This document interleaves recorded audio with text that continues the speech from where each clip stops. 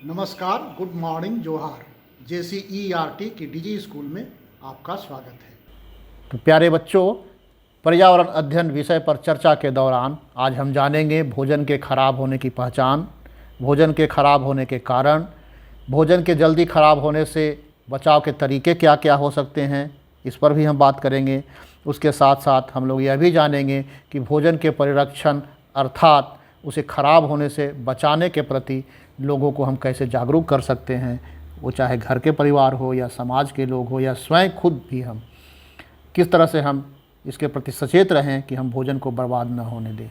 तो चलिए इन्हीं सब बातों पर चर्चा के लिए हम लोग शामिल होते हैं आज के इस डिजी क्लास में।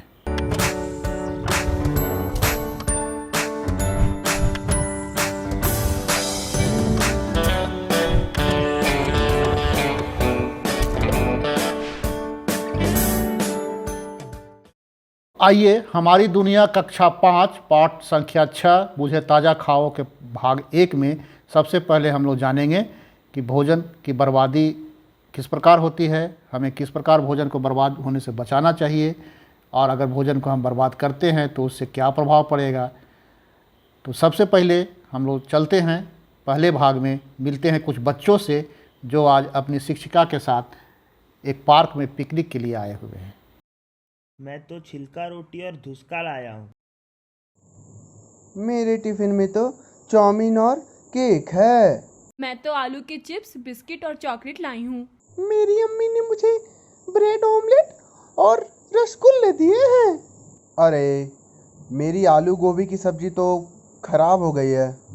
तो तुम हमसे कुछ ले लो ना। बच्चों, आपने अभी इन बच्चों की बातों को सुना, आपके मन में कुछ प्रश्न उठ रहे होंगे। आइए हम उन प्रश्नों पर चर्चा करते हैं। सबसे पहले, मोहित को कैसे पता चला कि उसकी सब्ज़ी खराब हो गई है। आपने देखा कि मोहित अपने खाने के डब्बे को खोलते ही बोलता है कि अरे मेरी सब्ज़ी तो ख़राब हो गई है। अब सोचिए कि मोहित को कैसे पता चला होगा कि उसकी सब्ज़ी खराब हो गई है। दूसरी बात है कि मोहित अगर ख़राब सब्ज़ी खा लेता तो क्या होता। अगर मोहित को पता नहीं चलता कि मेरी सब्ज़ी खराब हो गई है और वह उस सब्ज़ी को खा लेता तो फिर क्या होता। तीसरी बात जो आपके मन में उठ रही होगी कि बच्चों की बातचीत से खूब सारे व्यंजनों का पता चलता है। अभी आपने देखा कि बच्चों ने अपने अपने टिफ़िन को खोला और सबके टिफ़िन में कुछ अलग अलग तरह से खाने की चीज़ें थी।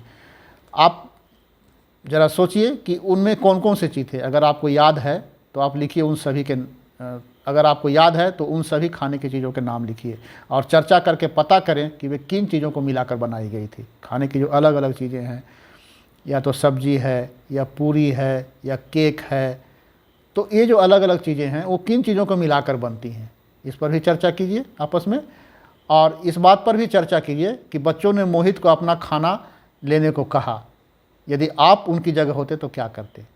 आपने देखा कि जब मोहित ने कहा कि मेरी सब्ज़ी खराब हो गई है तो बाकी बच्चों ने कहा कि तुम मेरे खाने को ले लो और खा लो। अगर आप उन बच्चों में शामिल होते तो आप क्या करते। चलिए इसके बाद हम लोग आगे कुछ प्रश्नों का उत्तर जानने का प्रयास करेंगे। आप देख सकते होंगे आपके सामने कुछ प्रश्न हैं। इन प्रश्नों का उत्तर लिखने के पहले आप चाहें तो बड़ों से बातचीत कर लें, उनसे पूछें और पता करें कि ये जो नीचे कुछ खाद्य पदार्थों के नाम लिखने हैं वो कौन कौन से हो सकते हैं। जैसे वैसे खाद्य पदार्थों के नाम आप लिखिए जो 2-3 दिनों में ख़राब हो जाती हैं। आपके घर में ढेर सारे खाने की चीज़ें होंगे तो आप पता कीजिए कि उनमें से कौन कौन सी चीज़ें हैं जो 2 से 3 दिनों में ही ख़राब हो जाती हैं। उसके बाद आप उन चीज़ों का पता कीजिए और लिखिए कि वैसी कौन कौन सी खाद्य पदार्थ हैं जो हफ्ते भर भी ख़राब नहीं होती। अगर एक हफ्ते भी हम रखें तो वो ख़राब नहीं होती हैं। इसके बाद आप कुछ वैसे खाद्य पदार्थों का भी पता कीजिए जो वर्ष भर तक ख़राब नहीं होती। अगर 1 साल भी रखा जाए तो ख़राब नहीं होती है। ये तीनों तरह के खाद्य पदार्थ आपके घरों में होते हैं, तो उनका पता कीजिए और आप अलग अलग या तो कॉलम बना लीजिए या अलग अलग लाइन में लिखिए।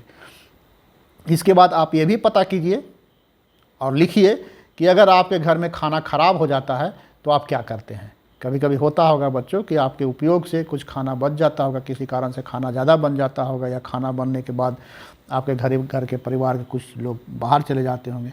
यदि किसी भी कारणवश खाना आपके घर में बच जाता है तो आप उस खाना को क्या करते हैं, उसे भी लिखिए। हाँ, बच्चों ने पिकनिक में आनंद लिया, खाना खाया, उसके बाद अब उन्हें वापस लौटने की तैयारी हो रही है। इसी बीच शिक्षिका की नज़र पड़ती है उस स्थान पर जहाँ बच्चों ने बैठकर खाना खाया था। वो देखती है कि बच्चों ने ढेर सारा खाना जूठा छोड़ दिया है, कुछ रोटियां, कुछ सब्जी, कुछ फल सब्जियां जूठा करके वहाँ छोड़ दिया है और वहाँ से हटाया भी नहीं है।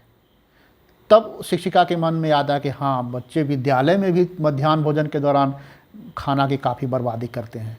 कुछ बच्चे प्लेट में खाना छोड़ देते हैं, कुछ बच्चे कक्षा के बाहर खिड़कियों से फेंक देते हैं, कुछ सड़क पर फेंक देते हैं। तो शिक्षिका को लगता है कि अभी अच्छा मौका है इन बच्चों को समझाने का, बताने का। तो वो सबों से कहती है कि बच्चों देखो, इस तरह से खाना बर्बाद करना अच्छी बात नहीं है। एक तरह तुम खाना बर्बाद कर रहे हो और एक तरह दुनिया में ढेर सारे ऐसे बच्चे हैं जिन्हें 3 टाइम खाना नहीं मिल सकता है। दिन भर भी कभी कभी तो 2-2 दिन तक खाना नहीं मिलता है।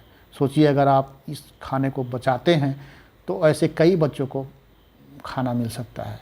और हाँ, इस तरह से खाने को जहाँ तहाँ नहीं फेंकना चाहिए। अगर कुछ खाना बच भी जाता है तो उसे आप कूड़ेदान में डालिए। इसके बाद बच्चे और शिक्षक मिलकर उस जगह की सफाई करते हैं और सारे जूठे खाने को कूड़ेदान में डालते हैं। उसके बाद फिर सभी बच्चे अपने अपने घर वापस आते हैं। बच्चों, आपके मन में ढेर सारे सवाल उठ रहे होंगे। बच्चों ने पिकनिक में मज़ा किया, खाना खाया, उसके बाद शिक्षिका ने उन्हें कुछ बातों को समझाया। उनके मन में प्रश्न उठ रहे होंगे, आपके मन में भी प्रश्न उठ रहे हैं।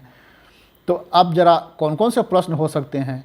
मेरे मन में भी कुछ प्रश्न हो सकते हैं, तो मैं आपके सामने वो प्रश्न को रखता हूँ। आप देख रहे होंगे सामने, आपके सामने कुछ प्रश्न हैं। सबसे पहले है कि क्या आप भी अपनी थाली में जूठा छोड़ते हो?